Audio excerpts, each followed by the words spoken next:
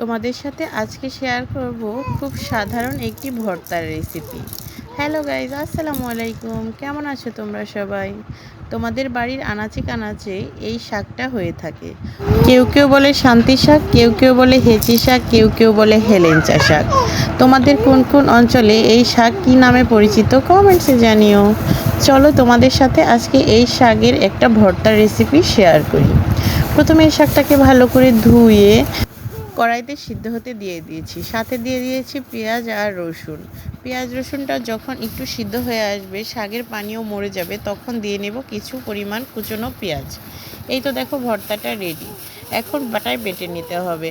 আমাদের বাড়িতে পাটায় বাটা ভর্তাই সবার খুব পছন্দ। আমার মায়ের হাতে যে কোনো ভর্তার রেসিপি খেতে খুবই অসাধারণ হয়। এই যে একটা ভর্তা দেখছো, এই ভর্তাটা হচ্ছে নিরামিষ ভর্তা।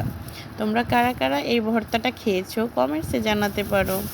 আজকের ভর্তার ভিডিও এই পর্যন্তই। দেখা হচ্ছে নেক্সট ভিডিওতে। এই পর্যন্ত সবাই ভালো থেকো, সুস্থ থেকো। আল্লাহ হাফেজ।